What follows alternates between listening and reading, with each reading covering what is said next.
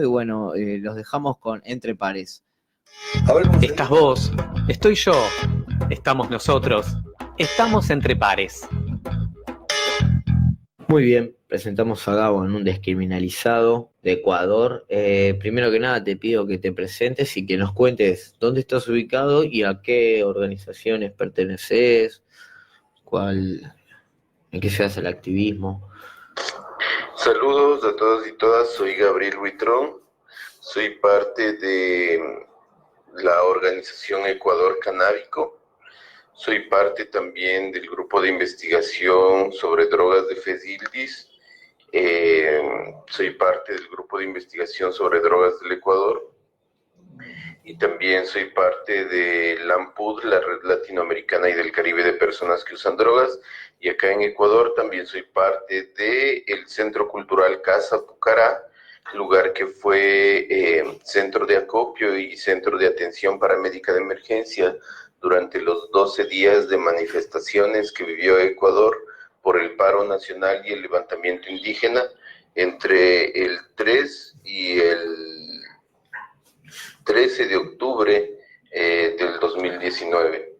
Estoy ubicado en la ciudad de Babahoyo, sin embargo, durante todas las jornadas de manifestaciones estuve ubicado en la ciudad de Quito, capital del Ecuador, y donde se vivieron las mayores tensiones por el paro nacional y el levantamiento indígena.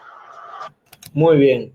Te quería preguntar entonces, ¿cuál es la situación actual de los usuarios de sustancias psicoactivas, ya que formás parte de la PUD, esta red latinoamericana?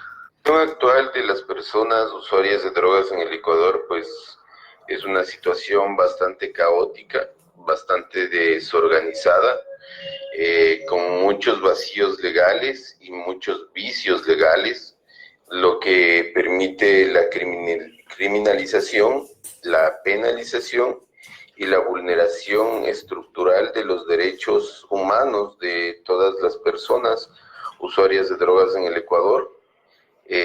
Son las personas usuarias de drogas, sobre todo en condiciones de vulnerabilidad económica, las personas que se quedan en cárcel, las personas que pagan las consecuencias de esta guerra contra las drogas, y también, bueno, son las personas usuarias de drogas las que, al no ser garantizados sus derechos mediante el Estado, también son las personas las que mueren en condiciones inhumanas, digamos, en condiciones deplorables en el Ecuador. Entonces, hay dos casos para poner como ejemplo esto. A inicios del año, en enero del 2019, murieron 19 jóvenes calcinados vivos en un centro de rehabilitación en la ciudad de Guayaquil, la ciudad costera, que es la capital económica del país y que es digamos, la ciudad con mayores problemas en cuanto a los usos y consumos de sustancias psicoactivas. Lo triste es que a pesar de que pasó esto, no hubieron responsables, ni los dueños de este centro de rehabilitación, ni nadie fue responsable por la muerte de esos 19 jóvenes. Y ahora, en octubre, acaba de volver a pasar en la ciudad de Guayaquil, después de estas manifestaciones que tuvimos como paros, y como levantamiento indígena, también acaban de morir otra vez 10 jóvenes quemados vivos en un centro de rehabilitación clandestino en la ciudad de Guayaquil. Entonces, esa es la situación de las personas usuarias de drogas. Una violación flagrante a sus derechos, y tampoco existen las garantías para que el Estado cuide de los derechos, ya sean de salud, los derechos sociales, los derechos humanos más generales. No existen las garantías para que el Estado brinde estos derechos a las personas usuarias de drogas. Bueno, la verdad que es muy fuerte lo que nos estás contando. Te quería hacer una pregunta ya relacionada a todo esto. ¿Cómo, de qué manera, cuándo conociste a la AMPUD, esta red latinoamericana? Bueno, nosotros conocimos a la AMPUD en el contexto del 2016 del encuentro en Bogotá y en Taganga. Para nosotros fue una experiencia empoderadora de las personas usuarias de drogas en el Ecuador, que también llevaban otro sentido, incluso un estigma propio que todos teníamos acerca de nuestros usos y consumos. Sin embargo, el ir hacia Bogotá y ver una red ya latinoamericana y muchas personas en muchos países con diferentes historias, con diferentes vulnerabilidades, con diferentes luchas sociales, el conocer y retroalimentarnos de toda esta gente también nos permitió un empoderamiento bastante fuerte de nuestras redes acá en Ecuador, y también una participación activa e interesante con respecto a la red latinoamericana. Te quería hacer otra más, que nos cuentes cómo está la situación de Ecuador luego de estos incidentes que duraron alrededor de 10 días.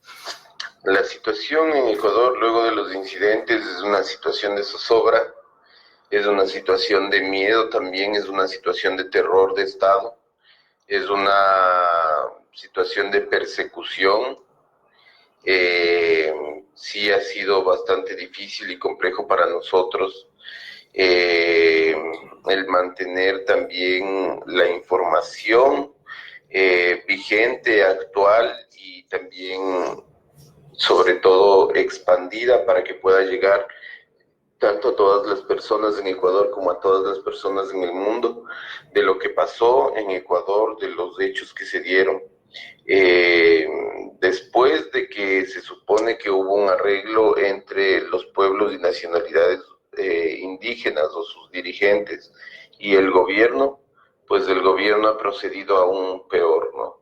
El gobierno durante todas las manifestaciones hizo gala de un gran despliegue de fuerzas armadas y de fuerzas policiales que repelieron a todas las manifestaciones, y que a pesar de que fuimos más de 40,000 personas en Quito peleando por nuestros derechos y en contra del FMI, pues no se lograron grandes cosas. Lo máximo que se logró es que se derogue el decreto 883, que aumentaba los precios de combustibles en el país y que era la mayor de las demandas de las organizaciones sociales y de los pueblos y nacionalidades indígenas, pero no era la única demanda. Por lo tanto, hay muchas otras cosas que siguen en vigencia con respecto a las imposiciones del Fondo Monetario Internacional, como la baja de sueldos, el aumento de días laborables y muchos otros, digamos, derechos que se han peleado históricamente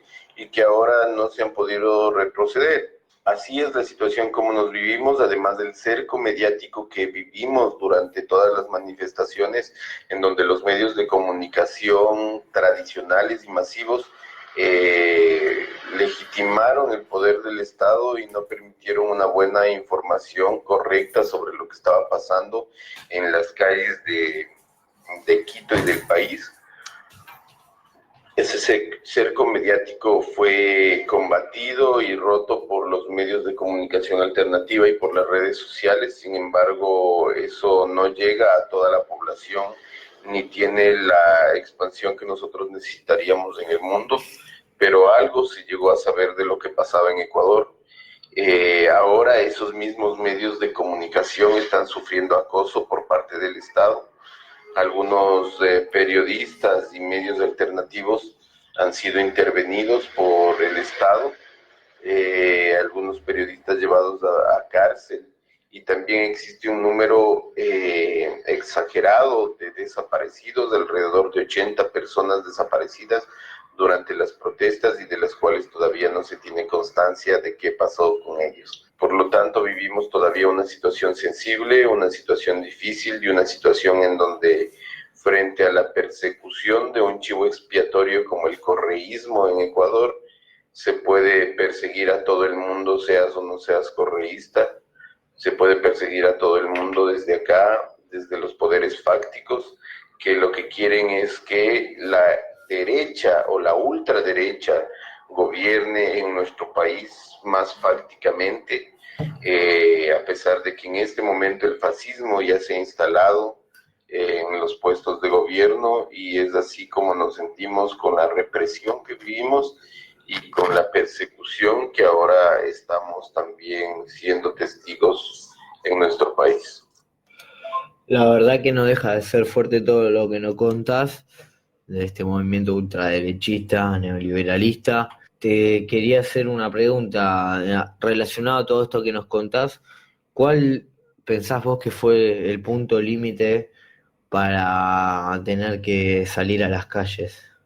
Bueno, pues Marce, para contarte que cómo llegó a este punto de estallido social el país, pues se debió a varios sectores y a varias luchas que se juntaron. En primera instancia, se levantó todo desde la provincia del Carchi, que es provincia fronteriza con Colombia, dado la devaluación también del peso colombiano y las fortalezas que a veces puede tener la dolarización en este sentido. Entonces, la cuestión es que la gente ya compraba demasiadas cosas en Colombia, en esta población fronteriza, y no compraba en el Cachi, por lo tanto, estaban fugando los capitales, y segundo, no había ingresos para la provincia del Cachi, por lo tanto, sufrieron un empobrecimiento, una falta de empleo, un quiebre de negocios, etcétera, bastante importante.